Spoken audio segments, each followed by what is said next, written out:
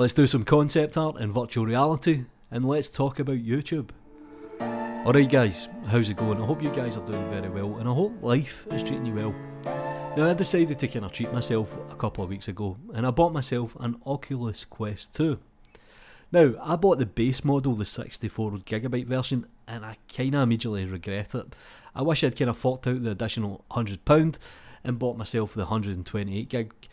But the base model alone starts off at £300 here, and that's pretty damn expensive. And by the time you add things like games, add-ons, stuff like this, you're adding roughly another £100 onto the value. So it's quite a big outlet, to be honest, and it's pretty damn expensive. Would I advise running out and buying one? Probably not, to be honest. It's a little bit gimmicky. You know what I mean? It's not a tool that you would use every single day. Now, if you work in the 3D industry or the media industry, you could potentially write this off as a work expense. Now, please do not take financial advice from me. I'm not a financial advisor, but I'm just kind of throwing that out there into the wild. So yeah, I kind of do use it for work, YouTube, concepting for 3D, playing Beat Saber. Anyway, so yeah, it's pretty cool, and there is some very nice applications out there on the market. You have Tilt Brush, which is from Google, or they bought it over. I believe that's now actually went open source. And you also have what I'm using at the moment, which is called Gravity Sketch. Now that comes free with Oculus, so this is the reason I'm demonstrating. And it's pretty damn cool. It actually works very, very well. I've put the mirror modifier on, so I only need to model one side, and I'm making a very basic ship concept.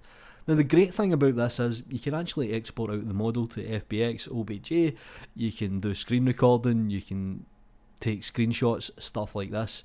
So I took this into Blender and the model looked pretty damn cool, to be honest.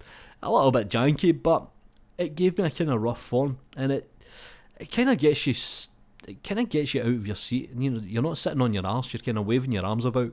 In fact, earlier on today, I had the builders round, and obviously I've got the headset on and I can't see what's round about me, and I'm kind of swinging my arms about. And when I took the headset off, there's two builders just sitting looking at me like I've murdered somebody. It's quite funny. So yeah, pretty cool. But anyway, I kind of want to talk about the YouTube channel. I kind of want to talk about what I've done wrong. Personally, the growth of the channel has been okay, but at 20,000 subscribers, nearly 19,000, another month or so we'll be at 20. I don't think it's grown as fast as I would like it to grow. I know a lot of guys have had a lot of success and they've just shot into the charts, they went into thousands and thousands of subscribers, and I'm just kind of here chipping away at it. Okay, I've hit 500 videos, which is quite a lot. 500 videos. And some are videos like this, and most of them are Blender tutorials or Blender add-ons.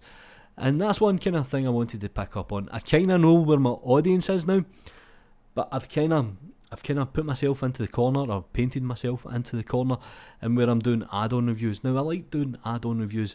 I kind of try and stay away from the affiliation stuff. If there's a few products that I believe in, things like Serpents, things like Sculpt Wheel, they're really, really good. They're worth every single penny. Affiliation links in the description down below. But I generally try and stay away from affiliation links. Now I know a lot of YouTubers, they just make the money off it, and they can make very good money doing affiliation. So fair play to them. But I kind of want to expand my channel. I want to start doing more interviews. When I started the channel, I interviewed guys like Markham, Andreas, and I kind of want to go back into that.